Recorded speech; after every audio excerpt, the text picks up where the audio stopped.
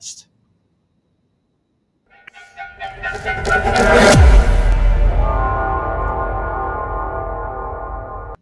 Welcome in, everybody. It is week 15. We are past the buys. No more of that nonsense, but NFL just can't give us a break. We got two nonsense Monday night games because, we had to get the Raiders and Falcons into prime time for some reason, but we'll manage. Jameson, how you doing today, buddy?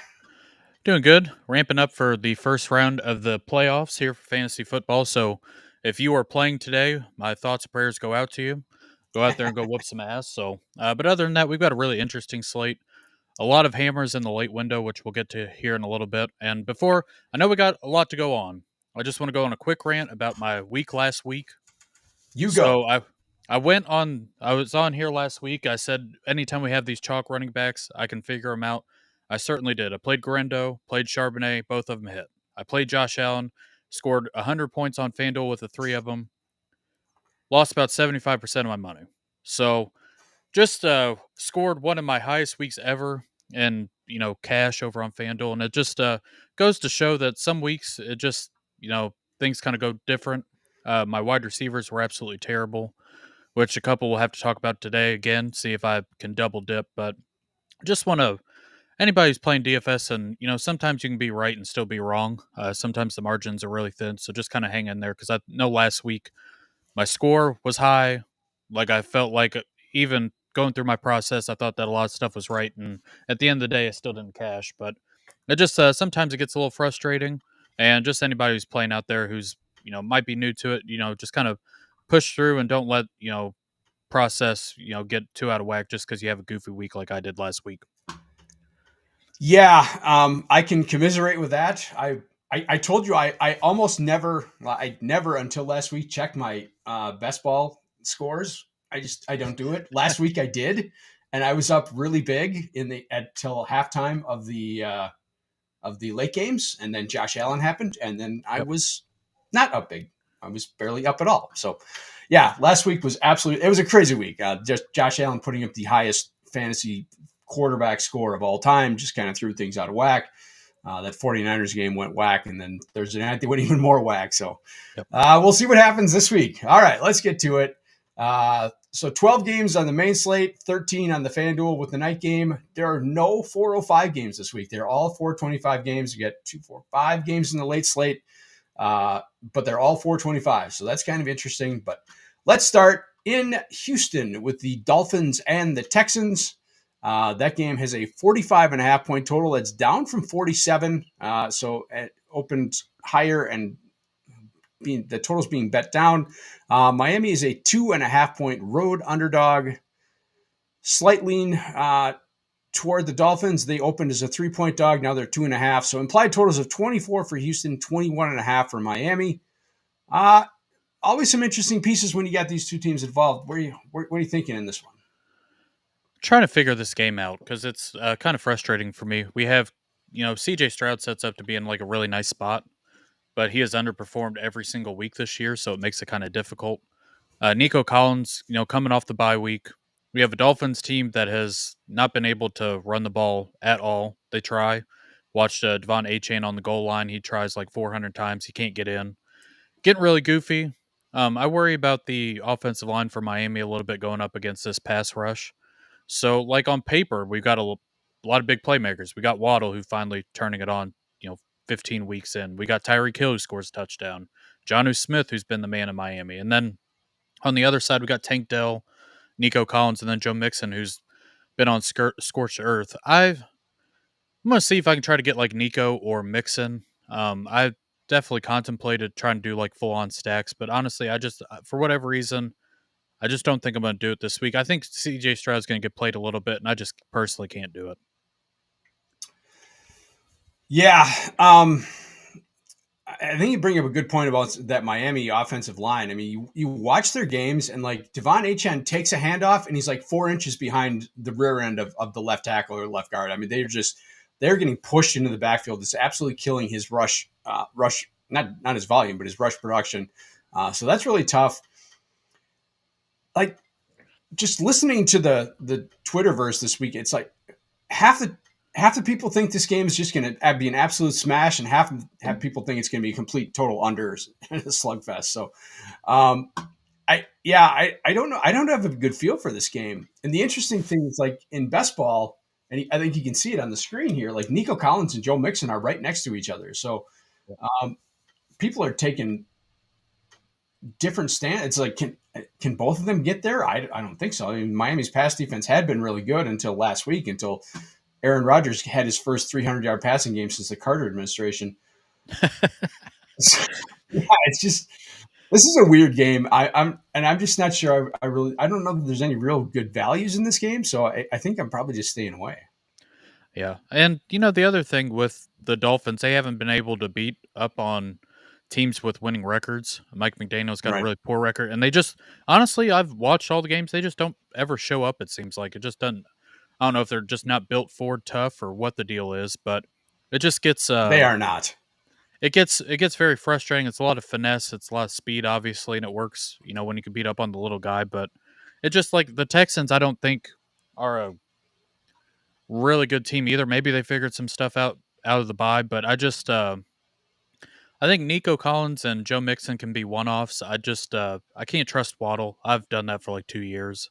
Tyreek Hill, like they've had good weeks last week or like the last couple weeks, but it still just doesn't feel like the Dolphins of old. Jonnu Smith's fine. I'd rather pay up for Trey McBride this week, which we'll get into in a little bit. So it just it's Nico or Mixon. I might do like a one off there, but other than that, I just Yeah. I can't do it honestly, and it feels kind of wrong to say because I can definitely see a path where this game just kind of goes nuclear, but it's just not going to be for me this week. Yeah, I think if there is a play, it's Nico. But yeah, I was heavily invested in Johnny Smith last week. 0 touches until the overtime, and then he gets like Oh 3 yeah, catches for 60 yards and a score. It's like, what is yeah. going on? Ends up with 12 points at the end of it after 0 through fourth quarters. Yeah, just absolutely crazy. So I cannot figure out Mike McDaniel. I can't. I it's that offense is just so frustrating. So we do have a question from our buddy Bob Dole. Thanks for checking out the show. As always, we appreciate it. Devonta Smith, Drake London, Jordan Addison, Darnell Mooney, Jameson Williams, and Calvin Ridley pick 2 wide receivers and 1 flex. I'm going to go Drake London to start off. I think he's got a pretty decent matchup as long as Kirk Cousins can get there. Calvin Ridley was part of my rant at the beginning. Just absolutely destroyed me. But going up against the Bengals defense or lack thereof, but Will Levis really sucks. I was going to say it's not a Calvin Ridley problem. It's a Will Levis problem. Yeah. Like, I don't really want to play London and Mooney together. I feel like one would kind of sink the other. So I'll go London. I'll go Ridley. And I'm going to shoot for some upside with Jameson Williams here. I'm definitely starting London. Yeah, I mean, we got word that Max Crosby's going to be out for the season with an ankle injury, so that's good news for Kirk Cousins. Definitely terrible Raiders pass defense. I could actually see starting Mooney, but I'm not gonna. I'm gonna start. I'm going back to the Ridley well. It sucks. That should have been just a smash matchup last week against Jacksonville. It didn't work, but I think you got to give it a shot against the Bengals. And then I'm going to go Jordan Addison. He's just hot right now. He's taking advantage of all the coverage getting shaded to Justin Jefferson. My problem with Jameson Williams is like Buffalo's really good against boundary receivers and really bad against like interior receivers. So I think this is going to be a game where like Laporta and Amon, we'll get in a minute, but I think Laporta and Amon-Ra are just going to eat in this game. So I don't trust Jameson Williams because I think you're going right into the teeth of what's good about the Buffalo defense, even though they're not going to have Rasul Douglas. But so yeah, we'll hit that up. I'm going Addison, London, and Ridley. Jameson is going London, Ridley, and Jameson Williams. Addison would have the same name. Probably, but Addison would have been. He's right there with me too. I don't necessarily want to chase the monster game last week. Yeah, for sure. I don't want to go that, but I think it's just kind of. I don't want to say flip a coin. Just kind of think about what you need for your playoffs, but it just be, I think the Lions game can kind of shoot out a little bit. We'll talk about that here in a minute, and then Addison going up on Monday Night Football. So, kind of on the same page. 2-3 ain't bad. Yeah, and then you can always, like, if you want, you get 3 receivers going Monday night, so you can always kind of hedge if you need to. So, yep. Yeah, do like those Appreciate you bets. tuned in. Yeah, for sure. All right, next game, Commanders at Saints. Commanders coming off the bye. This game is a 44-point total. That's up from 43 early in the week. 7.5-point road favorites are the Washington Commanders. 25.75-point implied total for them, and 18.25 implied total for the Jake Haener-led New Orleans Saints. Jameson, how are you feeling about this one? Trying to figure out why they're getting rid of Rattler for Jake Haener, but we'll see. He said he's gonna sling the ball this week, which I hope he slings it into the Commanders' defense because I'm gonna play a lot of them. This is an awesome spot for Brian Robinson Jr. going up against the Saints defense. I'll have him at the end of the show, kind of a sneak preview, one of my flag plants of the week. He ends up in this mid tier of running backs. We'll talk about Chuba Hubbard. He's going to be chalk, and rightfully so. We'll get to him in a little bit. Super chalk. Bucky Irving is. I thought he was going to be out. Apparently, he is in. We got Rico Dowdle, who's had 100 yards the last 3 games, going up against Carolina's defense, another defense. So you've got those two kind of going off of each other. And then Brian Robinson, an awesome game script going against Saints have nobody left outside of Alvin Kamara and MVS. So I just don't think that they'll be able to hang around. We've seen a couple of these spots. We saw it a couple weeks ago against Tennessee where the Commanders just dominate. I mean, Terry McLaurin goes off. Zach Ertz's been somehow averaging like 10 points in fantasy. I thought he was done before the season, but he's quietly kind of gotten there. Give me just a second here. 4,000 over on DraftKings and 12, 15, 18 for Zach Ertz. I mean, who graduated with my grandparents. That's how old he's been in the league. You know what I mean? Kind of a nice surprise, but I think I'm going to play some Jane Daniel doubles here with McLaurin and Zach Ertz, and I think that they can kind of get there before they have to lay off the pedal. They put up like 40 points against Tennessee at the half, so we've seen these spots. And then I'm going to play Brian Robinson Jr. elsewhere. I think he will have a little bit of ownership, but when you have so many people playing Chuba, Rico, Chase Brown's in that mix too. I think he'll be the guy that kind of gets under owned. He's the guy who get two touchdowns easy. Austin Eckler's out. Jeremy McNichols is still there, but leave him for the fourth quarter. But really like Brian Robinson Jr. today. He's going to be one of my flag plans. Yeah, and I think you brought up a good point about that game they had against Tennessee. Where I can see like just starting like a Washington onslaught lineup because you can get there with Jaden Daniels and Terry McLaurin and Brian Robinson and even Zach Ertz if you want to. So yeah, I can see all those guys kind of paying off in this game. Nothing on the Saints side, and I do like the Washington defense as well. I mean, there's another defense that is going to be kind of my mandatory start, but Washington against Jake Haener.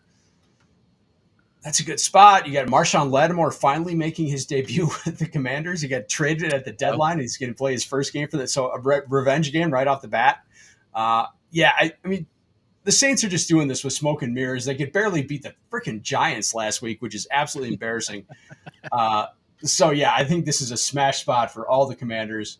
There's just with Jake Haener, I could see doing a Kamara bring back just because I think he's going to get a ton of volume in the pass game because I think that's going to be their only outlet for production.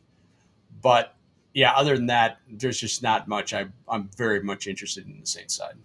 Yeah, and another thing too, Noah Brown, who's been really good. He's on IR. I believe they called up Jameson Crowder. What a blast from the past, former Jets legend. So shout out to JJ. Yeah. So, but Terry McLaurin, 7,200 over on DraftKings.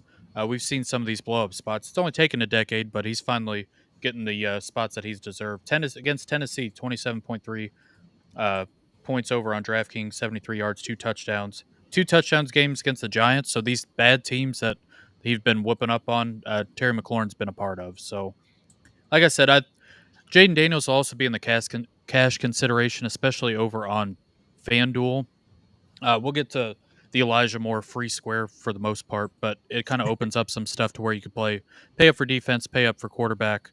He's in the cash consideration as well. So I just really like the spot for the Commanders. I'd be very surprised if they don't beat the brakes off the Saints. I mean, the Saints are just reeling right now. Yeah. If you need a super punt play, you can look at Luke McCaffrey, who's going to get slots. Who's getting slot snaps. He's 3,100 on DK. Saints are just brutal against slot receivers. So I could see that happen. Like he doesn't have the production, but we've talked about. He's getting snaps, Yep. but he's not getting any production. But I could see this kind of opening up for them with, especially with Noah Brown out. So it kind of keep that in mind if you need to save some salary somewhere on, especially on DK, where it's just almost min price at 3,100. Yep. Absolutely. So I think that's it for this game. We got a kind of interesting one coming up here with the Chiefs and the Browns. Yep. So we've got the Chiefs here in Northeast Ohio playing the Browns. 41-point total on this one, all the way down from 45.5. That's weather concerns right there. Chiefs are 4-point favorites with a 22.5-point implied total. Cleveland is an 18.5-point implied total. We talked about this before the show. The weather here is absolutely nasty. We had freezing rain this morning. It's going to rain all day. Temperature's only supposed to get up into the mid 30s. It's right now it's like a pretty steady 10 to 15 mile an hour wind. It's supposed to be gusting up into the 20s and 30s at game time. This is going to be ugly. I did when Gary put out the tweet about the show this morning, I did repost it with a Taylor Swift meme because that's been the biggest story here in Northeast Ohio this week is whether Taylor's going to show up for the game.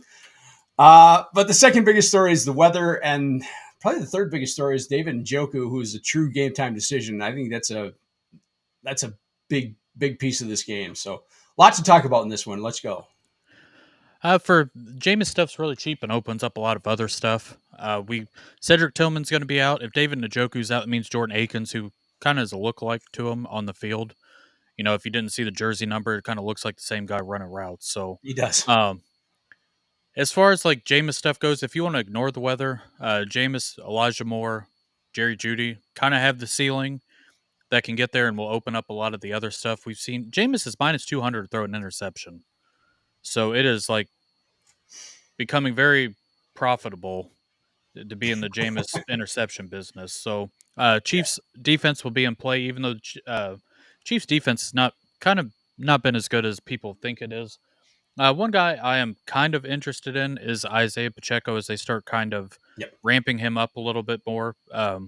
Another guy, Xavier Worthy. The Browns play a lot of cover one, just kind of leave that up to chance to where if they were to finally break one, it might be today. I don't want to, put that in the universe, but I do think there's a chance that Xavier Worthy can get there if the weather kind of holds off. So it just Isaiah Pacheco getting some receiving work as well. 14 attempts, that was up from 7 the week before. Travis Kelce, kind of interesting, and GPP's coming back to Ohio. First time in a long time for him. If you expect him to get a touchdown, really don't want to bet on him to break the slate unless he's doing it to impress Taylor, which we'll find out here in a little bit. But it just I think Elijah Moore, especially on FanDuel, he is 4,700. I believe he is 5K on DraftKings. Let me look real quick. Yep. On FanDuel, he'll be in my cash game lineup because of his price. So just with all the injuries there, 5K over on DraftKings. Like I said, 4,700 over on FanDuel for that production. And I think this game's kind of close. I think it'll be kind of interesting today. Yeah, you brought it up. I think Kelsey's. I think he's only played one game in Cleveland in his career, and he had 2 touchdowns in that game. So I like him in this spot, even though he's kind of expensive, and it's kind of a wonky tight end week. So I'm not. Yeah, I'd rather just kind of pay down in this environment. But if you want to pay up for him, I get it because I think they will try to get him a touchdown. They got to get him going, right? I mean, the playoffs are coming, and they need to get him kind of ramped up. So I think he's in a pretty good spot. I'd rather pay up for McBride if I'm going to pay that much, but I do think it's a good spot for Kelce. Yeah, I think Njoku, even if he plays, how well is he going to play? So yeah, I think you're dead on with Elijah Moore. I think he's a great spot. And Judy's the real question here because even if you go back to the snow game a couple weeks ago in Pittsburgh, he still had a pretty good game. I mean, how is that the only game that Jameis hasn't thrown a pick in? I mean, that's just absolutely. He did have the bad fumble, but didn't throw a pick in that game. We talked about my favorite defense of the week. Anytime, any team that's playing against Jameis Winston is my favorite defense of the week. So I think the Chiefs are an absolute smash at defense this week. Yep. I'm going to check their price real quick because on they're not that expensive. Second highest on DraftKings at 3,700, which is not terrible, all things considered, going up against Jameis. That should be like a 10K defense. Yeah, this should be a $5,000 defense. At 4,600, like Commanders are up here. I think a lot of people are going to play Ravens too, with some Sure. of the Yep. stuff. So I think they're right in the realm of possibility. If you watch any Jameis game, it just you're holding your hands up like this every throw he's got because it's like kind of a pick six. We're close. We drop something. So we'll see about the weather.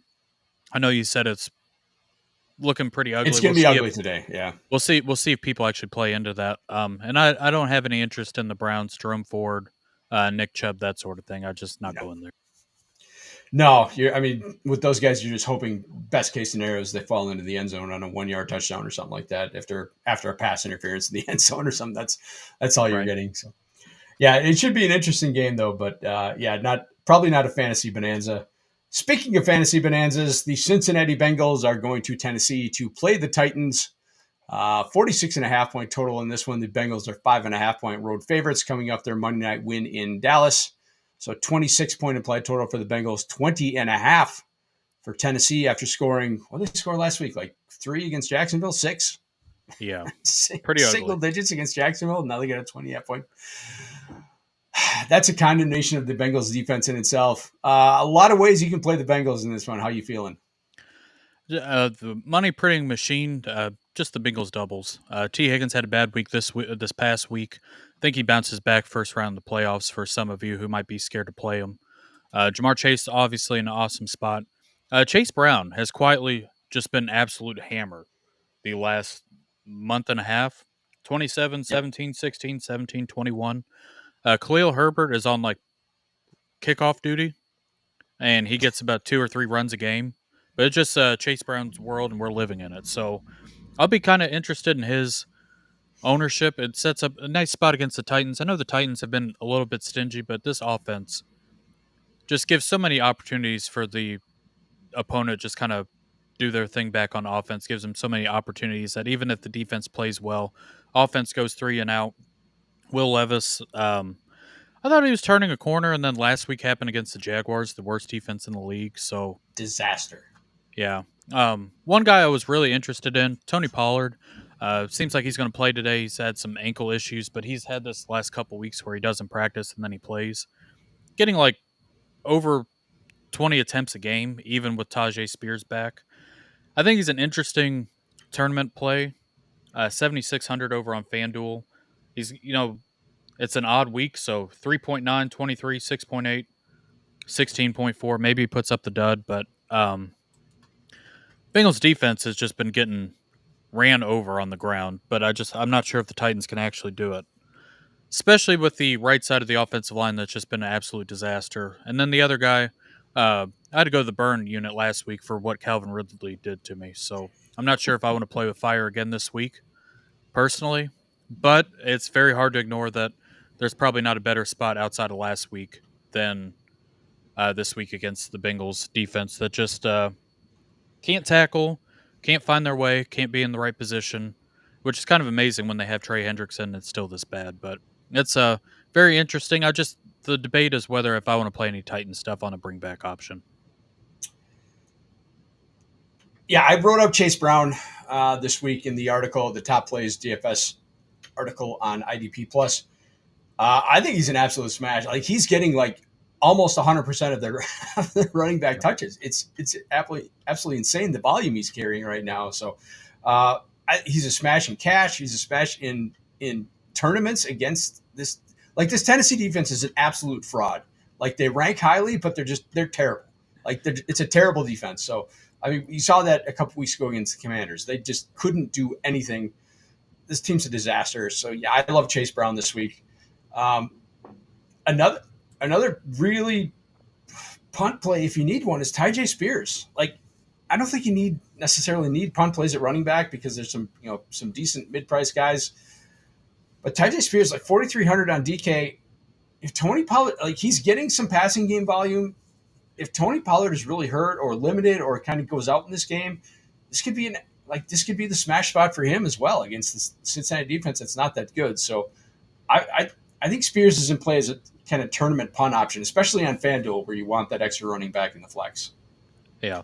One guy we haven't talked about finally didn't score a touchdown, Nick Westbrook Akine.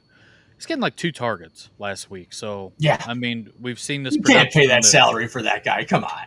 yeah, you're getting 5,800 for a guy who either catches a touchdown or not. So, I just like I said, my thought process, I know the Bengals defense has been bad, but like what's worse, the Bengals defense or the Titans offense? So that's kind of because I think a lot of people will play, the Burrow double, play it with Calvin Ridley, bring back, and just kind of move on their way. Which the Bengals doubles have been printing money all season, but I just don't Yep. know. Like I said, I mean, Calvin Ridley didn't do it against the Jaguars last week. You had the revenge narrative. Secondary's been a disaster, and I can't get that out of my head, so I'm not excited to go back to the well and go hammer for Calvin Ridley. So, like I said, I'm still recovering from my burn last week, so I just not sure if I want to play with fire again. But like I said, Bengals Joe Burrow was just they're still technically in the playoff hunt, so I don't expect them to lay off the gas Yep. this week. Yeah, I think Calvin Ridley is probably your version of Johnny Smith to me, and the guy we were all Yeah. over last week, and now they massively disappointed, and now they're probably going to go off after they burned us last week. That's Yep. what I'm Sounds guessing. about right. Sounds about Yeah. right. All right, our buddy JJ Winter checking out the show. We always appreciate you.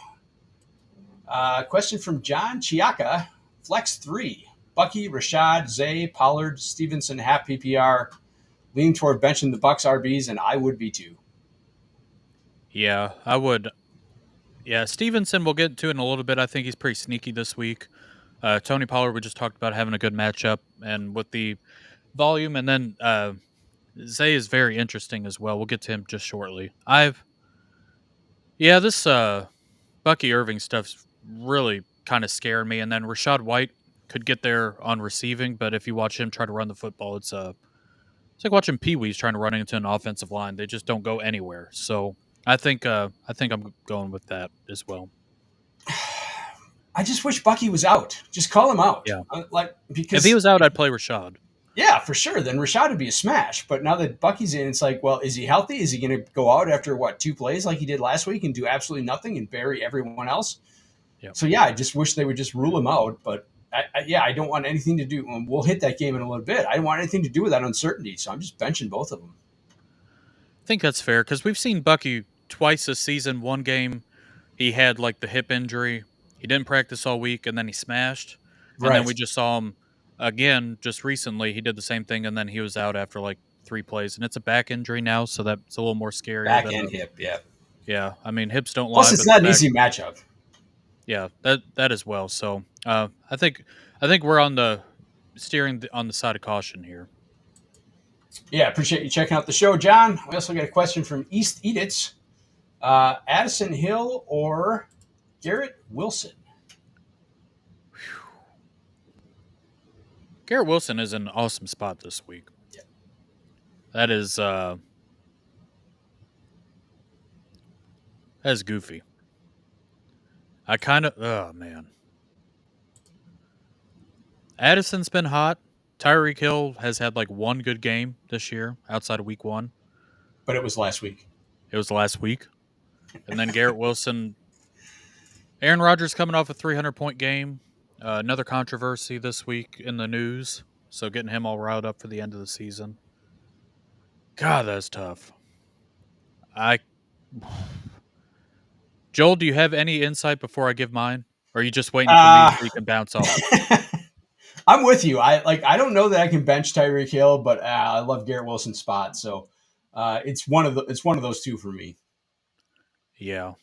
Man. I'm gonna go Tyreek Hill. So I'll go I think you have to. Yeah, but yeah. just because like it could be a Devontae Adams game, it could be a Brees Hall game. I guess it sounds like he's going to play, but yeah, I do love Garrett Wilson's spot, but I don't think you can bench Tyreek Hill. I think you're going to regret that in the morning. Question here from Custo Hockey. Tough spot. Do I play Stroud or go scoop up a quarterback? Drake May, Bryce Young, best available. I'm still starting Stroud over those two guys. Nico, can you go off in this game? Yeah, I would go Stroud as well. I would almost consider Drake May just because of his rushing ability, but I'm hoping some things change after the bye week with the Texans. So I'm just really hard to bench Stroud, even though he has not been good. I'm fully aware, but like Drake May, his ceiling like so far as good as I think he's been playing, gets like 14 points. Right. So that's been the He's not problem. that good. Even with the running, like he throws 2 touchdowns, it's still like 14 points at the end of the day. Just not much of a ceiling. Uh, Nico, Joe Mixon, get a dump off, run it, take it to the house, and then Bryce Young. He's been good in real life fantasy, still kind of stinks. So I'm gonna stick with Stroud and hope for the best. Good luck this week. Yeah, absolutely. And we appreciate you checking out the show. All right, let's move on to the next game. And the line on this game is absolutely wild. The Ravens at the Giants. Baltimore, this game is a 42.5 point total. Baltimore is a 17-point favorite. That's the biggest of the season, up from 15 early in the week. Baltimore's line is higher than the Giants' implied total by quite a bit. So Baltimore's implied total is 29.75. The Giants is 12.75. They're 17-point underdogs with a 12.75 point implied total. Vegas loves the Giants this week. Jameson, what do you think? I think that line's still a little high for the Giants personally, but we got the Italian Stallion back in the lineup. It's I think if you're a betting person, teasing the Ravens down, you can get them down to like 10, 9.5. I think 11. if you don't, Yep. yeah, I think that's a good spot. I know a lot of people are on the big dog this week, and I honest God just don't think I can do it. I'm very well aware that every time that the Ravens are in ahead, like big dog eats and all that stuff, kind of think that they might just try to save him for the playoffs and don't need to like hammer, even if he gets 2 touchdowns. Like if he doesn't get 100 yards with it, it kind of doesn't all the way get there for his price. I know that's in 9,200. We got Saquon at 93. We got Joe Mixon. Like I almost would rather play Joe Mixon. I know that sounds like very terrible, but like when Derrick Henry doesn't hit 12, 17, 10, 13, like it's been over a month. He got 28.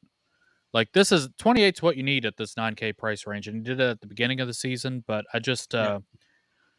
I thought I saw some rumblings about Keaton Mitchell. I don't want to talk out of my ass here, but I thought I saw some stuff on that. I'm more interested in Lamar and Zay Flowers. Like Lamar, Zay Flowers, Mark Andrews kind of gets there in the first half, and then they can kind of lay off the second half. I just don't think there's going to be any fight in the Giants, and that's my worry about Derrick Henry. Like we're getting close to the playoffs. He doesn't really need to be running 25 times. You're paying 9,200. I know we saw it at the first half of the season, his spike weeks, but we haven't seen it in a while. I'm well aware that I'm playing with fire, but I just I'm going to lay off the big dog, and I'm just going to kind of lay off and kind of go elsewhere. But I acknowledge this is the spot of a lifetime for him. I mean, here's the thing. We thought last week that Saquon Barkley and Alvin Kamara were in smash spots, and Kamara was going against the Giants, and neither one of them paid off. Mm-hmm. So, yeah, I feel what you're saying here with Henry, in that it's really easy for him to not get there, especially considering that even if he does hit that couple touchdowns in the first half, then they're probably just going to bench him, and it's going to be Justice Hill or whatever. Keaton Mitchell, bunch of nonsense. But yeah, I could see them resting him in the second half. I want to have some exposure to Lamar and Zay Flowers and Mark Andrews because, like, they've got a 29. They've got basically a 30-point implied total, so they could just absolutely go off in this spot. But yeah, so I want to have some exposure. I just don't want to have a lot of. I want to have some exposure to all these guys. I don't want to have a lot of exposure to any of them. Let's say that I do like Neighbors at 6,400. It sounds like he's getting back to reasonable health. They're going to have to throw a ton, and this Baltimore secondary is pretty bad. So they're not going to be able to run. So anything you're doing with Tyrone Tracy is just hoping for dump offs. But I do kind of like Neighbors as a bring back if you're gonna start Henry, if you're going to go with Henry, if you're going to go with Flowers and Lamar, if you're going to do Andrews, I do kind of like Neighbors as a bring back. I think it's fair. I probably don't think you need to bring back. Obviously, Malik Neighbors been chirping a lot once the ball, so we'll see if he can just get. He's probably more of a DK play than FanDuel, where FanDuel is more touchdown.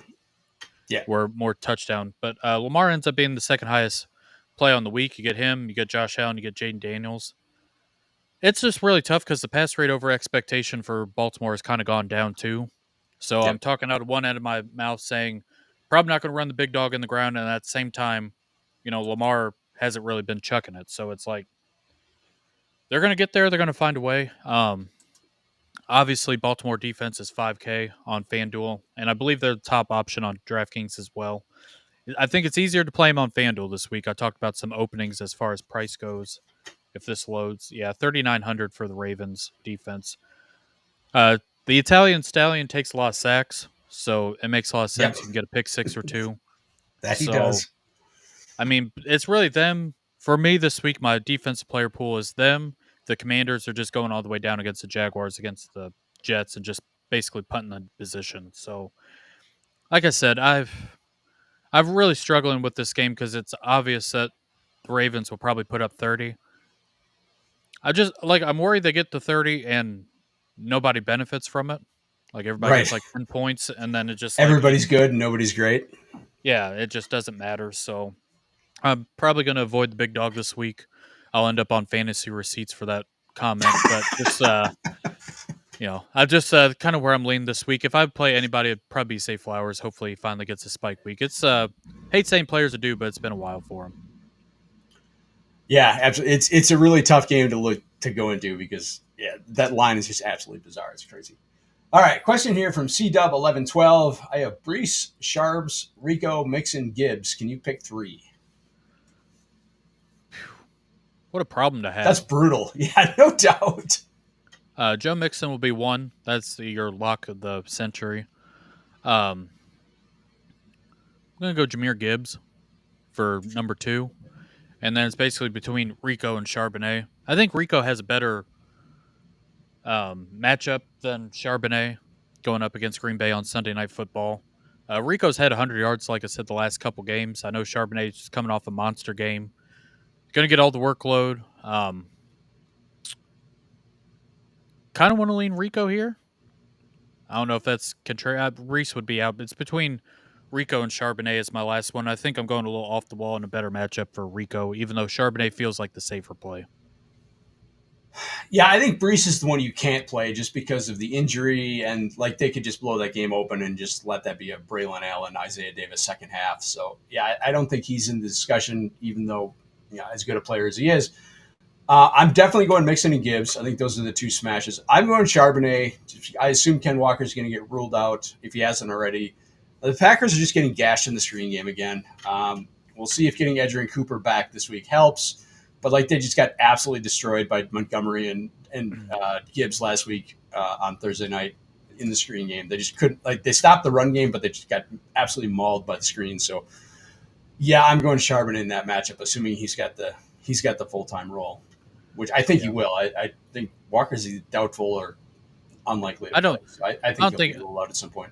Yeah, I don't think he's playing. I think Charbonnet and Rico is kind of a toss up. Charbonnet's probably safer, just because the game environment's probably going to be a little bit better. I hate to capitulate to you, but like I said, either one's fine. Yeah. Like I said, if you want, I think Charbonnet is really safe. But if you want to try to go for some upside, depending on what you have got the rest of your lineup, Rico's in a great spot too. But at the same time, if you have Mixon and Gibbs, I think you're going to be fine at running back. Yeah. I was going to say congratulations on your win and good luck next week. Yeah. I was going to say good luck this week, but it doesn't sound like you need it. So hope that helps. Good luck this week. Yep. All right. Speaking of Brees Hall, the Jets are in Jacksonville to take on the Jaguars, where they are 3.5-point road favorites. 41-point total in this game, so 22.25 implied total for the Jets, 18.75 for Jacksonville. Brees Hall sounds like he's going to play. How are you feeling in this one? Struggling. Brian Thomas Jr., as everybody kind of thought of him as like a deep ball kind of explosive guy, he's turning into a target hog for the Jaguars. No Evan Ingram. He's retired for the rest of the season. Christian Kirk's gone. Gabe Davis is gone. Everybody's gone. I think it's him, Parker Washington. The problem with Brian Thomas Jr. is McCorkle has been like 0-13 on the deep ball to him this year. It has been very frustrating to watch. Like the last two games, Brian Thomas Jr. should have broke the slate. Should have had like 40 burgers and just can't get there. He ends up in a really good spot, and he's in this wide receiver middle tier of some of these guys, if I could pull it up. So your pocket this week is going to be Cortland Sutton, Lad McConkey if he's in, Judy, obviously, Brian Thomas Jr. I think Brian Thomas Jr., honestly, probably has the most upside to the rest of these guys. Cortland Sutton, you can make the case for going up against Gus Bradley. We'll talk about in a minute. That'll be my weekly segment. But Brian Thomas Jr., I'm going to pull this up real quick. 12 targets last week, 10 the week Yep. before, 7. It's coming, folks. So really good spot against the Jets. I think Sauce Gardner's in, but I'm not afraid of this Jets team. On the other side, I don't think you can play the conspiracy theorist and Aaron Rodgers, but I do think his wide receivers are both in really good spots. So Garrett Wilson and Devontae Adams. We've seen Devontae Adams get there. I'm going to pull this up real quick for him. 24 points last week, 109 yards and a touchdown. Aaron Rodgers, it's taken a couple years. He finally has a 300-yard game. Good for him. I will send him a card in the mail congratulating him. But on the other side here, Garrett Wilson also having a pretty good game last week, too, for 100 yards. So I don't think you could play both. You could play one. Kind of struggling which one it'd be. I'd probably assume Devontae Adams going up against the Jaguars. And then Brees Hall ends up being the wild card. They've done some really goofy stuff in this backfield. Brees Hall has not looked good this year, just straight up. Everybody thought Braylon Allen was going to have some steam. It ends up being Isaiah Davis getting touchdowns. So I'm just going to steer away. One thing for large field tournaments, Tank Bigsby has been quietly getting a larger role. I know he doesn't have the pass game workload. Travis Etienne has that, but Tank Bigsby, kind of interesting in large field tournaments, I'd say, this week. Yeah, I did write up Garrett Wilson in the article this week. 28 targets the last 3 weeks. Devontae Adams just got 29. So this has turned into a really pass heavy offense for some reason. I don't understand why or how, but I guess I understand why. You've got Devontae Adams and Garrett Wilson. So Makes sense I'm anywhere not. else. Yeah, I like both of them this week. I especially like Garrett Wilson at his price. I think he's got a chance to just absolutely take over this game. I'm not touching Brees Hall. I just think there's too much risk of, you know, this game just turning into a blowout and he just ends up sitting for most of the 3 quarters. Don't really like that line, and I don't trust either of Isaiah Davis or Braylon Allen to play this week. So, and I agree with you. I do like Brian Thomas quite a bit. Yeah. Just because of the volume. Tyler Conklin was ruled out. I know that doesn't matter, but Okay. if it says anything, it is the Jets. So I just not too much to say, but they're both in really good spots, and they kind of end up in this mid-tier price. Like I can't stack an Aaron Rodgers team in tournaments. I just don't think he's got the No. ceiling. But I could definitely see one of these wide receivers go off in this matchup. And like I said, on the Jaguar side, I'm gonna mix and max Brian Thomas Jr. I don't want to be overweight on him, but I do think this is a great spot for him. I think some people have caught on to that though. I'll be very interested to see his ownership. If I could pull it up real quick. He is projected at maybe 21%. 21%. Wow. That's a lot. That's a lot, but like I said, we'll see how it goes. I was hoping a little bit less, but I think, like I said, I think people have caught on to that too. So Are it you is what it is. feeling any love for Brenton Strange at 2,500 on DK? I would respectfully rather do other things in my life than play Brenton Strange. Respectfully, which that means he'll catch a touchdown today. Stone Smart we'll get into in a little bit for $100 more. Yep. Rather go there. We'll talk about that in a minute. But yeah, Brenton Strange, just a little strange for me. That's all. Yeah, I mean, he wasn't even that good in the games that Evan Ingram missed earlier. So yeah, I can't get there. Yeah. Uh, Last thing, real quick, just Jaguars defense as a punt option on FanDuel is where I'm going this week if I need a punt. He's 2,700 on DraftKings, so that's not a lot of great defensive spots. I'm not saying the Jaguars defense is great by any means, but maybe Aaron Rodgers just fall down and take sacks. I mean, they only gave up like 6 points to the Titans last week. So Yeah, but what does that really say? So killed me. They're coming around. They're coming around. All right. Question from Stephen Grice. Appreciate you, buddy. Yo, starting the Jets or the Commanders this week at defense? Left hand up, Commanders. So Yeah, I'm going Commanders as well. I love starting a defense against a guy like Jake Hayner. And I do like the Jets as well because, you know, it's Mac Jones on the other side, but you always like getting getting your defense against a guy like Jake Hayner. Like we said, Marshawn Lattimore revenge game. So Yep. like that as well. All right. The chalk game of the day somehow is the Dallas Cowboys and the Carolina Panthers. 43-point total in this game. Dallas is a 3-point road underdog. The first time the Panthers have been favorites in like 2 years. So 23-point implied total for the Panthers, 20-point implied total for Dallas. All right, Jameson, Rico Dowdle and Chuba Hubbard are both going to be chalked this week. So I'm not going to ask you what their ownership percentages will be, but what do you think will be the ownership percentage of teams doing both those guys in the same lineup? A lot, and I think it's wrong process. I agree. You normally don't want to play both running backs in the same game. Not saying that it can't happen, but if you're going to play both running backs in the same game and everybody else is playing it too, that just kind of ends up being a recipe for disaster. But I also played both chalk running backs last week. They both smashed, and I lost. So just just trying to still process that one. Chuba Hubbard, Jonathan Brooks out for a torn ACL, which is really a shame. Blackshear is also out. He's more of a special teams player, but he was getting a little bit of run. Miles Sanders off wherever he is in the world. So it just really ends up being Chuba Hubbard, who's been really good. Going up against the Dallas defense that has been getting gashed. The 20 points, 28, 21. It's a really good play. I've talked a lot about Rico Dowdle. He's ended up getting 100 yards the last 3 games. Also getting a little bit of reception work, too, getting 3 targets in a lot of these games.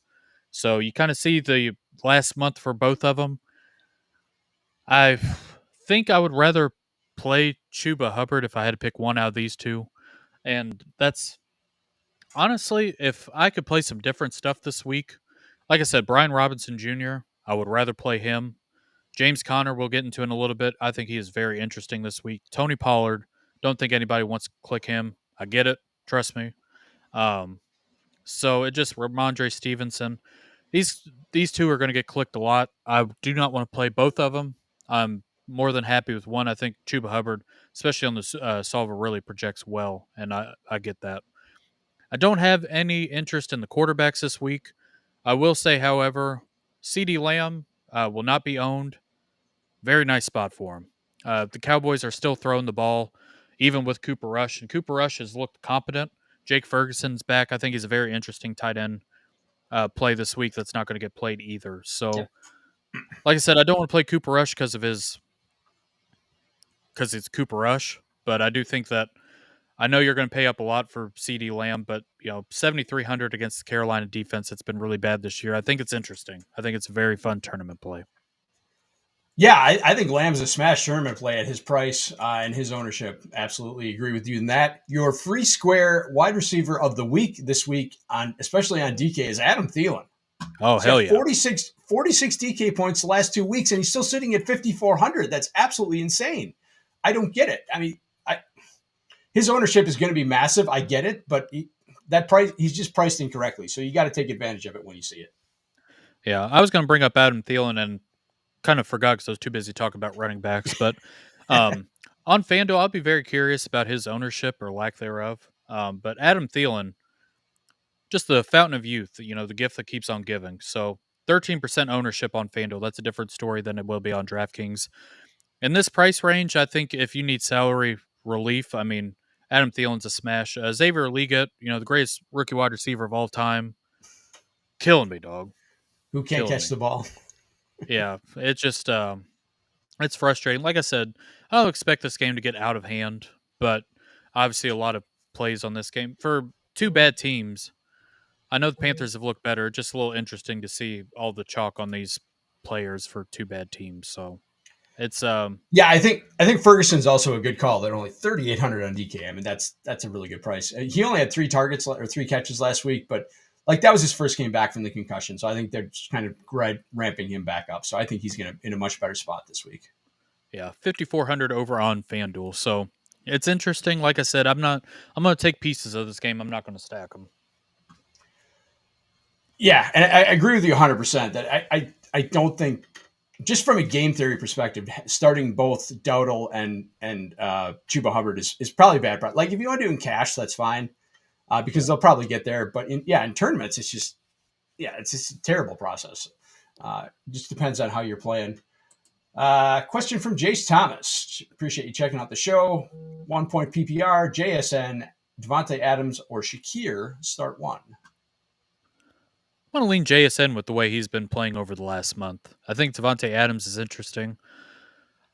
I cannot make the Bills wide receiver room. I know Shakir's probably the wide receiver one there, but I just very frustrating. I'm just going to go JSN here. I'm going playing to it lean safe. Adams.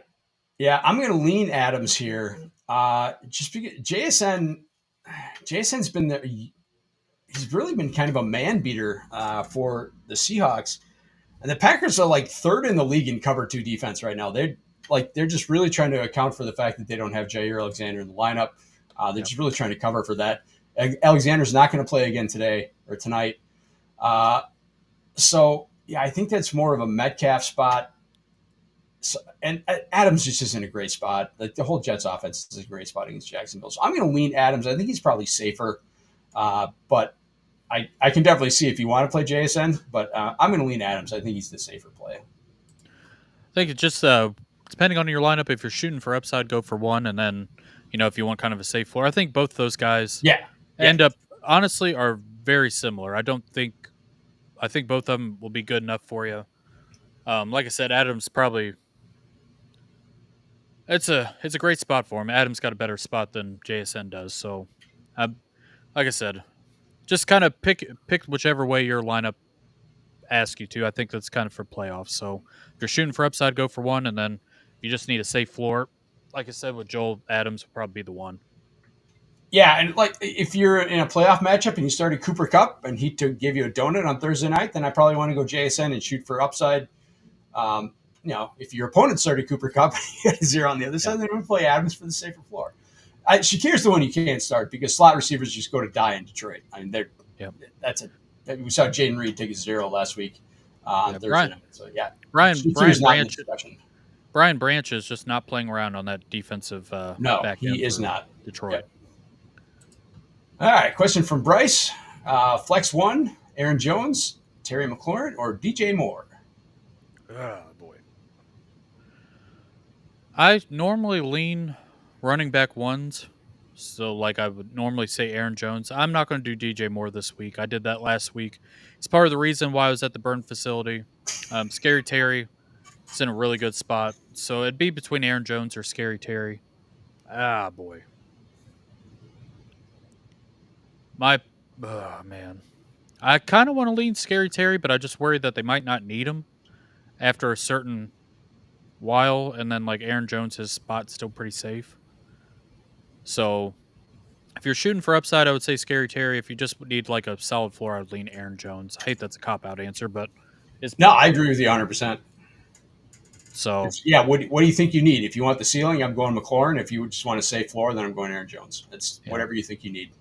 Like the problem with Terry McLaurin is he might just not play for a quarter. So he might get there beforehand? Probably, if they get out to a big lead, but that's just the kind of the thought process behind it. Yep. Agree with that 100%. And then another question, Laporta over Jonnu. I can see it. I like Laporta today. I know Jonnu's been good. Jalen Waddle, we'll talk about him in a minute, is finally starting to come on. It's only, he's only ruined my fantasy matchups and my lineups before finally showing up when I need him the most. But I'm going to lean Laporta today because I think he ends up getting some work here. I mean, it's weird to say, but after the run that Johnny was on, but like we said, he got 0 touches in the regulation. Look at Laporta's targets the last few weeks: 7, 6, 6, 6. He's finally starting to get the volume there, so that he wasn't getting early in season. So yeah, I'm going to lean Laporta there. I do like that play. Yep. So, and we'll talk more about these two here in a minute too, because we will definitely talk about that game more in depth. Yep. So we're getting to the late window now, which. This late window looks like it's going to be probably the best on the season. Yeah, I mean, 5 games in the late window. They're all 425s. This is going to be a fun game to play, or a fun week to play late window on Best Ball, on Underdog. Normally, you get like a 3-game late slate. That's stupid. You're not playing that. But with a 5 game, and especially with these 5 games, it should be a fun format this week. So let's start with the Tampa Bay Buccaneers going west to play the Chargers. Tampa Bay is a 3-point road underdog with a 45.5 point total. So 21.25 implied total for the Bucs and 24.25 implied total for the Chargers. This game, I think, is going to have a lot of ownership. It's a really fun game environment. The Buccaneers are, last week they called on high school kids. This week it's junior high kids playing the secondary for them. It is getting very dire for this Bucs secondary. And you get Justin Herbert, who they can't run the ball, so they're just going to throw it. We'll see about Ladd McConkey. I think he's going to be in. He's in a really good spot. You got Stone Smart playing for Will Dissly, and it seems like he looked a little bit more better last week when he played. So another guy that's really interesting, I think, is Josh Palmer, who, I think is probably, I don't want to say one of the more underrated wide receivers in the league compared to everybody else, but I do think he's underrated. Could get some work here.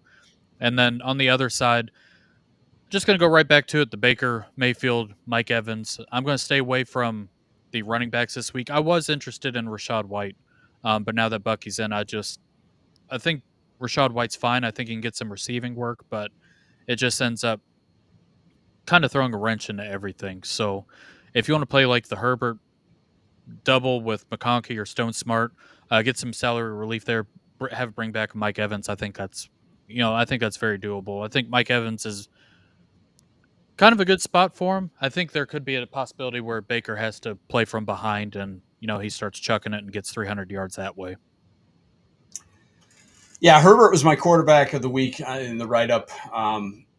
You got a Tampa Bay defense that can't defend the pass and is going to be missing Antoine Winfield. So, yeah, absolutely smash spot for the Chargers passing offense. Stone Smart, I get it if you don't want to trust your DFS weekend to a career third string tight end, but it's 2,500. It's just so easy to pay off that price, right? I mean, you really need 8 points to pay off that price on DK. So, and be a smash at that price on DK. So you can just fall into the end zone on one of these. And Tampa Bay's terrible against tight ends. They killed me with Brock Bowers last week, but Michael Mayer still got there. So, Brock Bowers was my Calvin Ridley last week. If it wasn't Johnny Smith. I feel that because I played a lot of Brock Bowers too. And that was the first week that I actually played him. I think I might have played him one other time, but I just normally play McBride. So it's very frustrating to join that party. But real quick, just on this game, like I said earlier, I think this game's going to have a lot of ownership. Justin Herbert's going to be a pretty big cash game quarterback on both sides, especially DraftKings. On FanDuel, I think I'm going to pay up for quarterback this week. We'll get into who it's Jaden Daniels or Josh Allen for me on FanDuel. But I think this game's going to have a little bit of ownership. Like I said, I think Mike Evans will be kind of the odd man out. I think a lot of people are just going to play the Chargers stuff. Maybe play Rachaad White. Maybe play Bucky. Maybe Bucky is kind of the tournament winner just because the questionable tag, people aren't excited to play him. We've seen that ceiling for him. It just kind of expect a shootout. And like I said, there's a couple different ways to get to it, but I think a lot of people are going to play this game.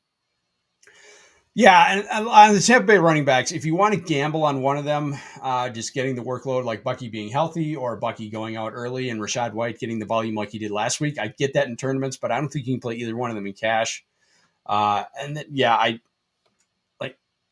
agree with you on Josh Palmer and that with McConkey out last week, he was getting some volume. So I think he's a nice kind of under the radar guy as well, especially at his salary. Yeah, so 5,500 over on FanDuel, and then on DraftKings, he's 4,600. So that's crazy cheap. Not too bad. Probably more of a larger field tournament play. I don't think you have to do it in small field stuff, but I do want to throw that out. Jalen McMillan last week, finally starting to get more integrated in the offense. One guy we haven't talked about is Cade Otton. He seems like he's kind of fallen off a cliff, but just kind of playing roulette on some of these tight ends if you don't want to pay up. He's fine, but the work just hasn't been there after his couple weeks of 10, 11 targets. Yeah, there's no way I'm paying more for Otton than I would have to for Jake Ferguson this week. Yep. Or Freiermuth for that matter in a game without George Pickens, but we'll get to that in a little bit. Yep. All right. One more question from Bryce. We appreciate you checking out the show. Pick two: Thielen, Rashad, Devonta, or Tank Bigsby. Is it Tank Bigsby or Tank Dell? Oh, that's a good question. That'll Thielen's going to be That, one. I think he's yep, really. Thielen's a smash. If it's Tank Dell, I would probably lean Dell. Um, man, Rashad White's still getting workload. So if it's Tank Dell, I'd probably lean him. If it's Tank Bigsby, I'd probably lean Rashad White. Um, feels yucky because I like Devontae Smith a lot. I just they're not throwing the ball. We've talked about this the last couple weeks. They just they have retired from throwing the football. Yeah, and like if they do throw the ball this week, it's going to be an AJ Brown squeaky wheel game. So I think Yeah. Devonta gets absolutely iced out. So yeah, if Yeah, it he is says Tank it's Dell, Tank then I Dell. okay. So yep, then I'm going Thielen and Tank Dell. Yep. So good luck this week. Like I said, if you get any news on Bucky Irving, like I said, I think he's in. But if he's out, I would replace Tank Dell with Rashad White. Yeah, and well, I mean that's the case that maybe you want to hold off on Dell, and because Bucky Rashad and Devonta all play in the late window, so maybe you could make that decision later. But Yep. Devonta being stuck with Devonta would be kind of sketchy because I think this is a terrible script for him. Jeremy Ruiz, appreciate you checking out the show. Darnell Mooney or Jalen Waddle in the flex? Ah, boy. I'm going to lean Jalen Waddle. So, yeah, I'm Waddle the last couple weeks finally starting to turn it on. It would really piss me off if I tell you this and he retires after this game. But 12, 9. I know the week 4 against Green Bay, things got a little goofy there. But I mean, 12 targets last week's kind of Yeah, hard to that was a ignore. Thursday game too. Yeah, so it just seems like they're trying to get him into the game instead of Jonnu Smith. We talked about it last week where Jonnu had nothing until overtime. So I'm going to lean Jalen Waddle here, even though I know that Darnell Mooney has been really good as well, but he's not on this. Yeah, he's on Monday night, so you're not going to Yeah. find him. So, Yeah, I'm going to give a slight lean to Waddle as well. We saw Mooney get involved last week, but he didn't have a lot of targets. It was just a bunch of big plays. Um, I just think without Max Crosby, I think they're going to be able to run the ball with Bijan. They probably may not even have to throw the ball that much at all in this game. So it keep it like a Bijan Algier London game. So yeah, I'd just be really worried about Mooney's volume. Like I agree with. I think they are trying to get Jalen Waddle more involved in the offense. So yeah, I'm going to lean toward Waddle there as well. Question from Steven. Pick one for my flex for PPR: McConkey, Cook, Najee, AJ Brown. ah, boy. Man. I'm going to eliminate Najee Harris. That's just a personal bias, and it's not a good matchup going up against the It's a Eagles brutal defense. matchup against Philly. Yep. McConkey is like looking good in the neighborhood. If he plays, it's a really nice spot. James Cook has been really good as well. I know the defense for Detroit's kind of reeling at the moment. They got Brian Branch, but I mean, they got a ton of injuries. Well, they're getting most of their guys back. We'll hit up that game a Yeah. little bit. They're getting most of their front seven But guys back, so I think they'll be mostly yeah. healthy today. AJ Brown, I know they have the narrative, but I just I'd like to see it, or believe it before I see it. Whatever. I'm got myself confused now. I'd like to see it before I buy into that because AJ Brown over like the last month and a half has not been good. So I've honestly, if McConkey's in, I'm going to lean him. I know that's a little scary, but like between him or James Cook, and then says Dowdle with my second flex. Yeah, it makes a Why lot of not? sense. Makes a lot of sense. He's an RB1 this week, so yeah, I'm totally cool with that. Yeah. So McConkey, I mean, especially for PPR, we saw him kind of go nuclear. It's a great spot for him. Oh boy, it's between him or James Cook. I'm going to kind of lean McConkey here. I'm really struggling with benching AJ Brown in the playoffs. Like this is when you should be starting your studs. And Yeah. I love McConkey's match. Like, don't get me wrong, I love McConkey this week. Absolutely love him against Tampa. So assuming he's healthy and he plays, that's a great start. But can you bench AJ Brown in the play? Assuming this is a playoff matchup. I mean, he was probably your first overall pick. So first or second easily. So yeah, it's between those two for me. Najee's not even in the discussion. And honestly, Cook isn't either because Detroit's run defense is so good, and they are getting a bunch of their guys back. So it's between AJ Brown and McConkey. If you believe in starting your studs, I'm going with AJ Brown. If you believe the squeaky wheel narrative, I'm going with AJ Brown. If you just want to play the matchup, it's McConkey. Yeah. So I mean, just real quick, McConkey the last 3 weeks, and this is him, hobbling around. I mean, 29-point game against New Orleans. I mean, he gets some better matchup against the Bucks here, and then AJ Brown. Like I said, I know he's your stud, but 4 targets last week, 6, 9. He had 22-point game, 109 yards. But it just that's kind of what you're working with. So if you want to play your stud, it'd be AJ Brown. If you want to play matchup, I think it's McConkey. Yeah, it's just how you want to play it. And Jeremy, we appreciate you. Thanks for checking out the show as always. All right, let's move on to our next game. Colts and Broncos, not a sexy game at all. Indianapolis is a 4-point road underdog with a 43.5-point total, so 19.75 is their implied total. Denver's at 23.75. I'm going to let you talk about Gus Bradley and the Colts because that's what you're best at. Sucks. Going to keep it short and sweet. We've got so many games on the slate, but both these teams coming off the bye. I think whoever wins this game ends up in the playoffs in the AFC. So Broncos, Bo Nix, honestly, in a really good spot. We saw him. He played this Monday night game. I think it was 2 weeks ago, or whatever night game it was, and he just seemed like he was trying to chuck it downfield for no reason at all. I don't know if he was just kind of fooling around, didn't feel like he needed to actually play football. So I kind of like the aggressiveness there. He's been running a little bit, ends up in a really good spot. Cortland Sutton has been really good over the last month or so, and just gets a really good spot for him as well. 16, 25, 11, 16.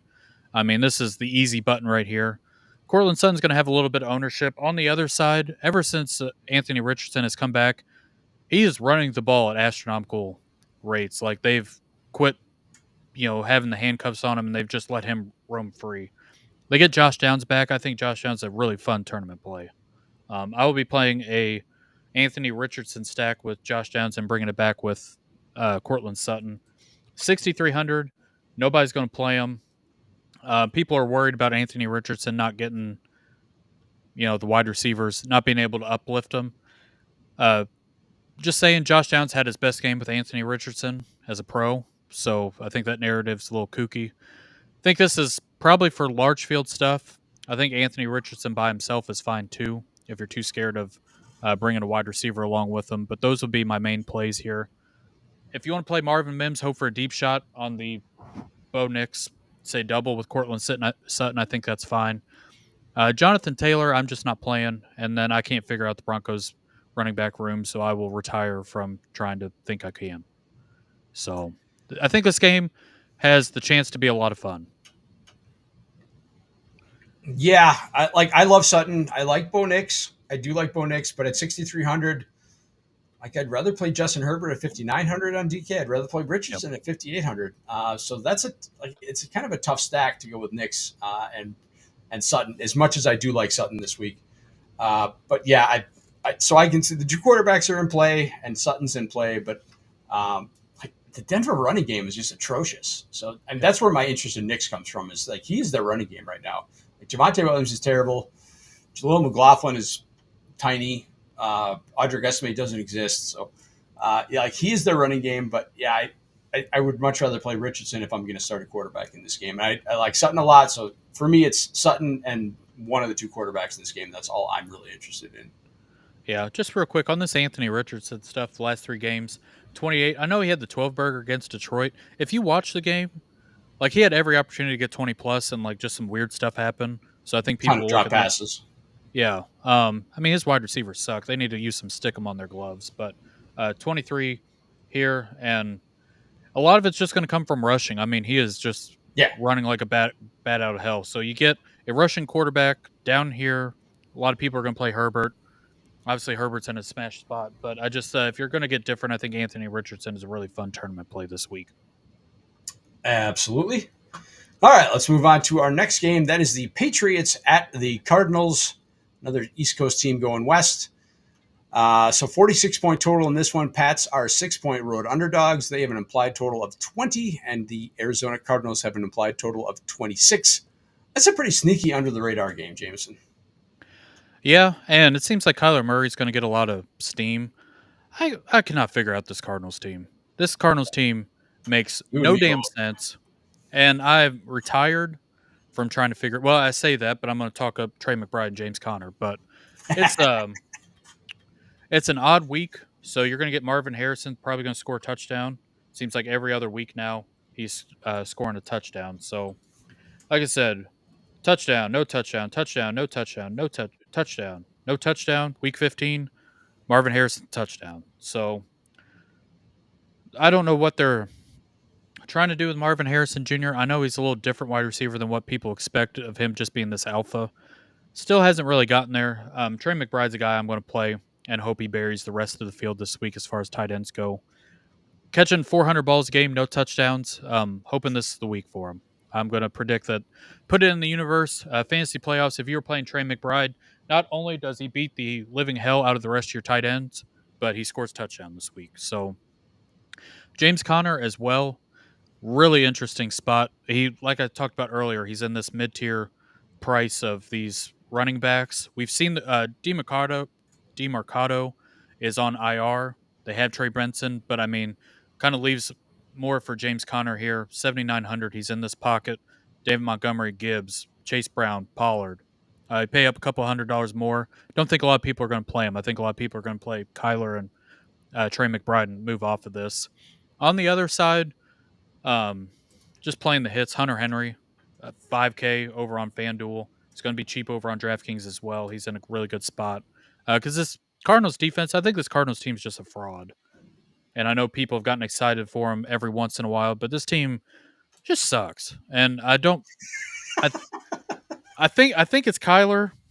Because every time you tune in, he just like runs around just constantly and then just kind of chucks it off his back foot. But Hunter Henry 4,300, and I think Ramondre Stevenson is really fun off the wall tournament play this week.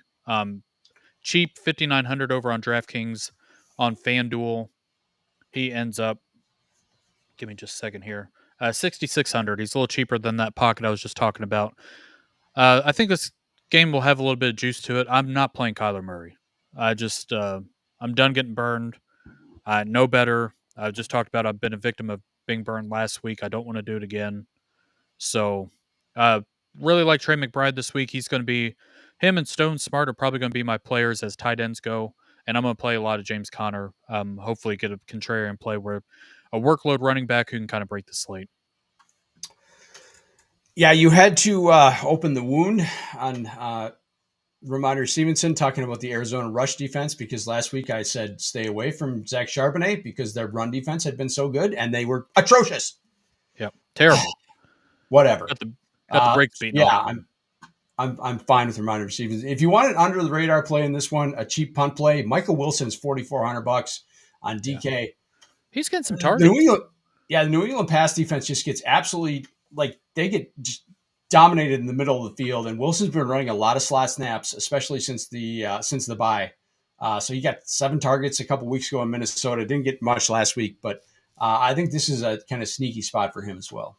Do you think Christian Gonzalez will be doing the shadowing on Marvin Harrison Jr. today?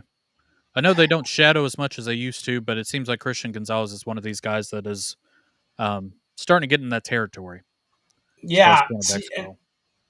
I'm kind of interested in Harrison, and if they're willing to kind of put him in the slot, like I think he could eat against this New England defense if they put him in the middle of the field. If they put him on the outside and just let him run X routes, I think he's not going to do anything. But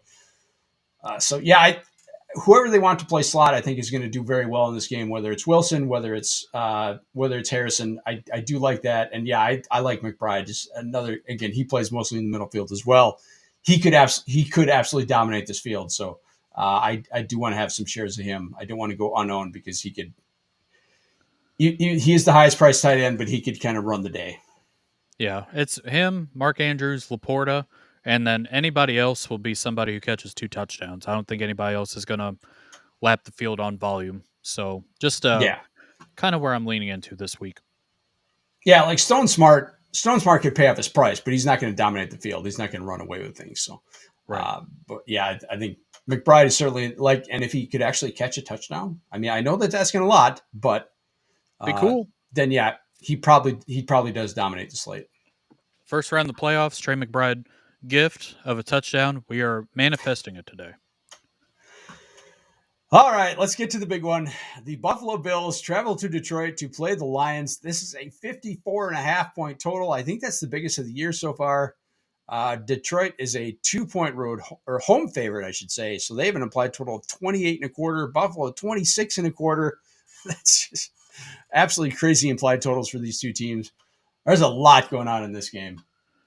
If you can figure it out, you're going to win a lot of money today. Um, Yep. I've got two thought processes here.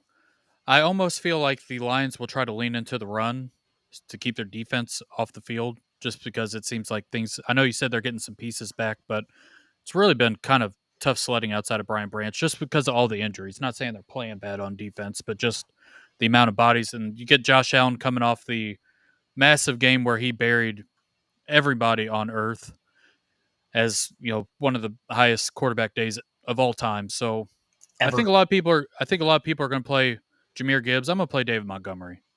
David Montgomery, I feel like, has been rock solid this entire year. I'm going to try to get contrarian playing that. And then the one guy who's going to go under the radar. This game, everybody's going to pick pieces of it to where none of these guys get out of hand. Amon-Ra St. Brown ends up in the spot of a lifetime here. I know he has not gotten there much this year. This is probably going to be the spot for him. I think a lot of people are just going to play Josh Allen, not play Jared Goff because of the ceiling stuff. But Jared Goff can end up 303 touchdowns. Amon-Ra, Sam Laporta, I like a lot today. And then Jameson Williams, obviously. On the other side, Amari Cooper's usage has been getting ramped up and his price has not. I think Amari Cooper is a lot of fun for tournaments today as well. Keon Coleman, Kincaid are back. I don't really want to play any of these other guys. Shakir maybe, and then James Cook I think will go under the radar as a tournament play that could be a lot of fun too. Like Jared Goff just had like 294 and 3 touchdowns last Thursday, so he can absolutely get there, especially against this defense, where you can like we talked about earlier, you can destroy this team in the middle of the field. So Buffalo's got a bad run defense, and their pass coverage is bad in the middle of the field. Rasul Douglas is not going to play; he's their best corner. So yeah, I love Amon-Ra St. Brown. I love both Montgomery and Gibbs. I think you're exactly right. It's which pieces are going to go off.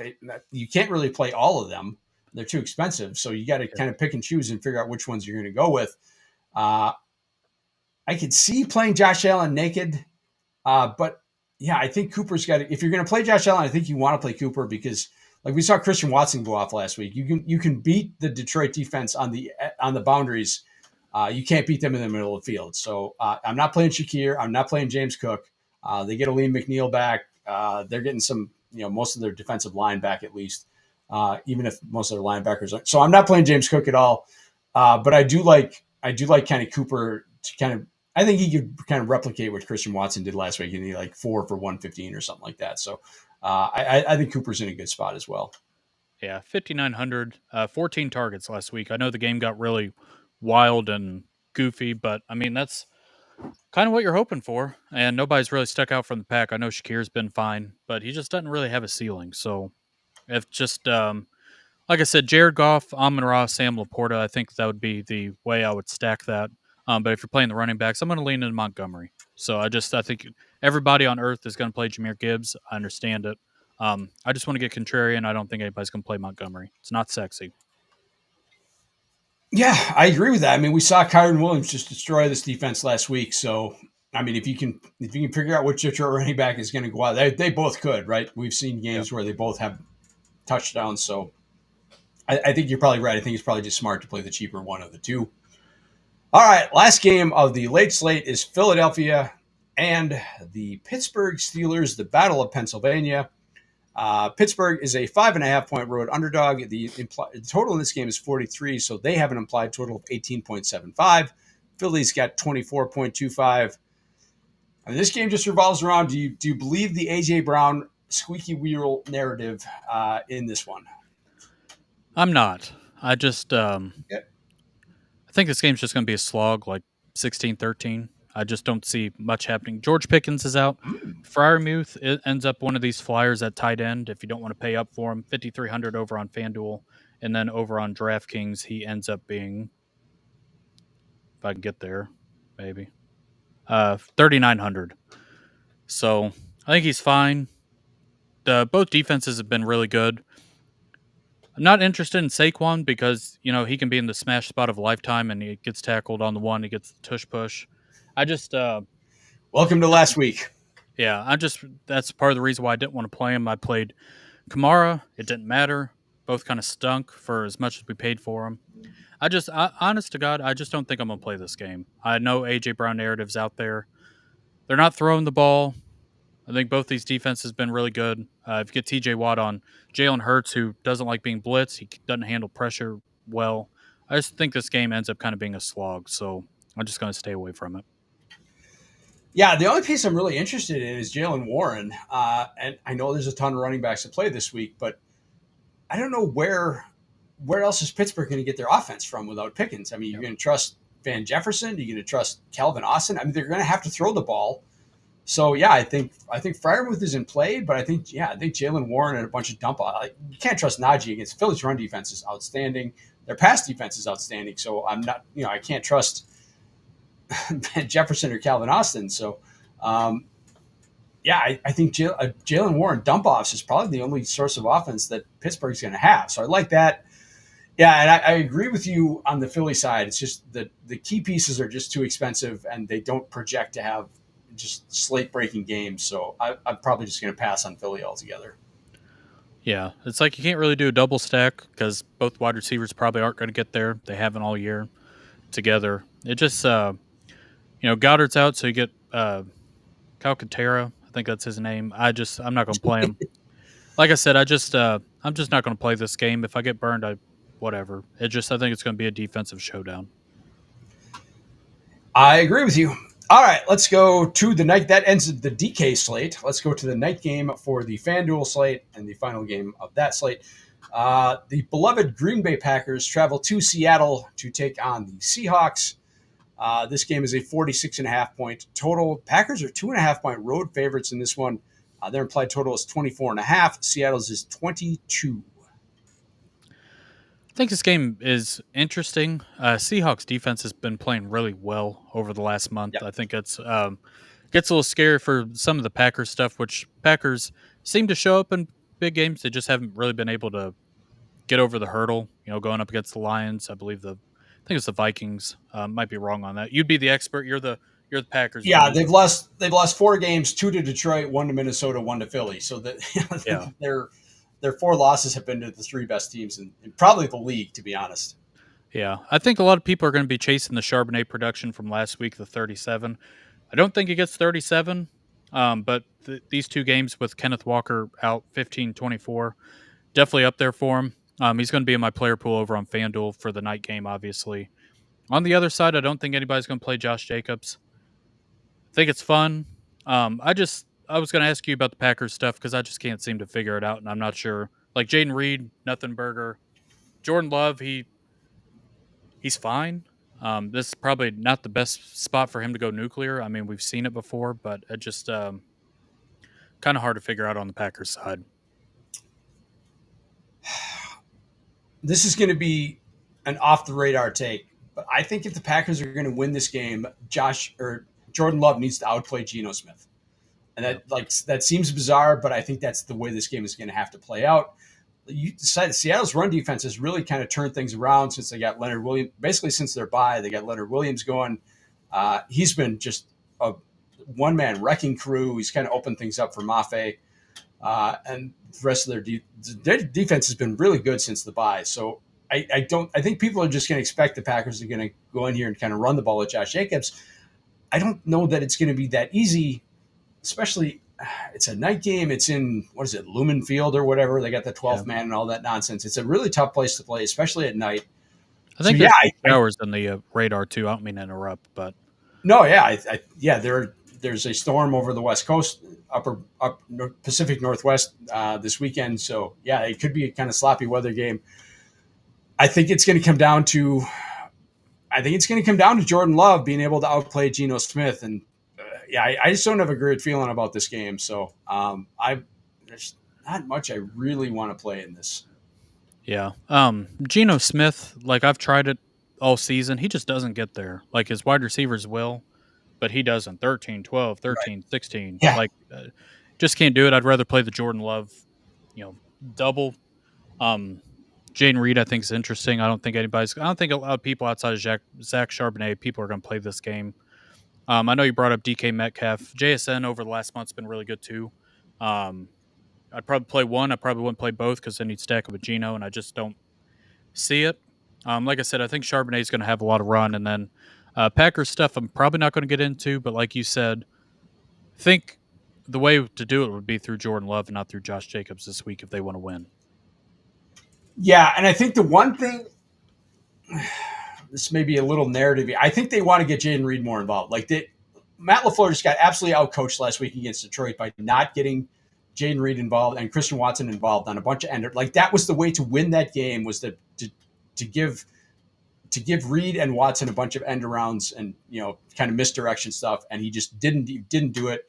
Jaden Reed got one target, so I think they're going to want to try and get Jaden Reed more involved in this game. So if you want to play the Packers passing game in this, I think it starts with Jaden Reed. And Romeo Yeah. Dobbs is back, and he's at a nice price. Yeah, Dobbs is really cheap this week. So you also have Tucker Craft. That's kind of where I would go. I would try on Jaden Reed. He's got the ceiling. Just seems like these Packers all have wide receiver twos, and Yeah, people have been trying to figure out who's the wide receiver one, and that's the reason why you're not figuring it out because it just doesn't seem like it's going to happen. But maybe that's just my thought process there.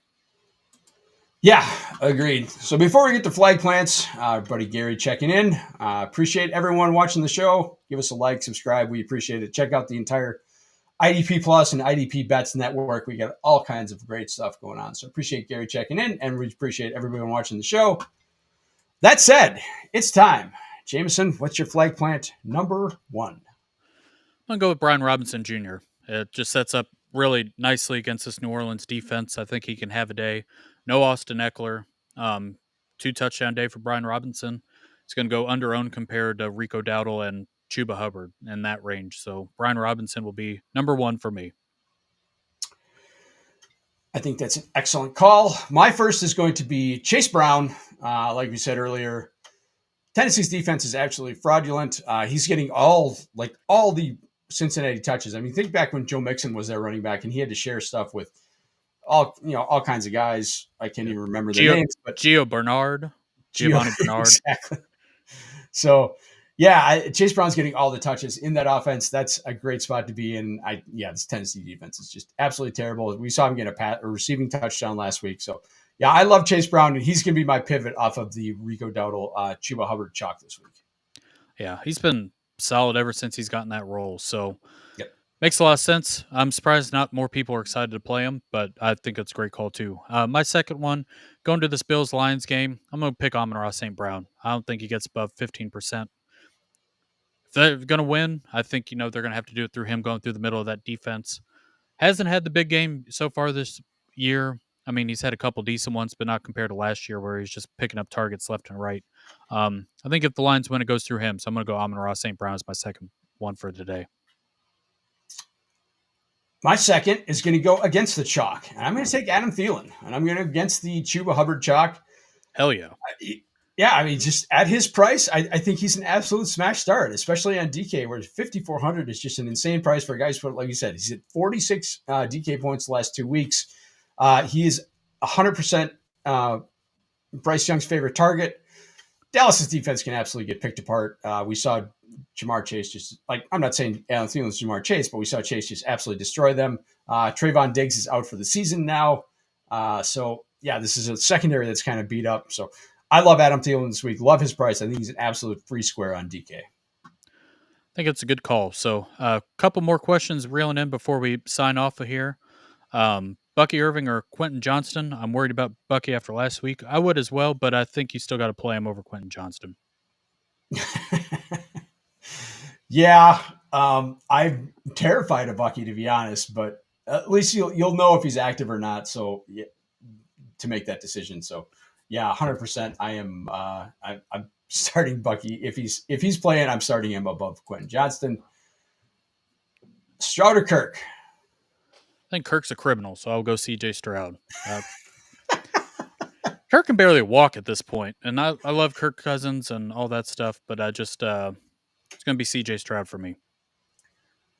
Yeah, I think without Max Crosby, they're just going to run. I think this is absolutely a Bijan and Algier game. I don't think they're going to need to throw. So, yeah, I'm really afraid of Kirk's passing volume. They're probably going to want to hide him, to be honest, after the last couple of weeks and all the picks he's been throwing. He's been Jameis level pick throwing. So, I think Stroud is absolutely the safer pick there. So, yeah, I can't imagine starting Kirk right now, especially when you have a good option like Stroud. So, right. All right, Jameson, before we go, tell everybody where they can find you and what you got going on.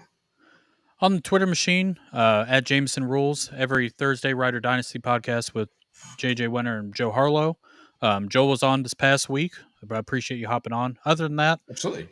Your playoffs are starting in an hour and a half if you didn't play the Cooper Cup Donut. Couple of things, do not tinker. I know times are tough. I know times are stressful.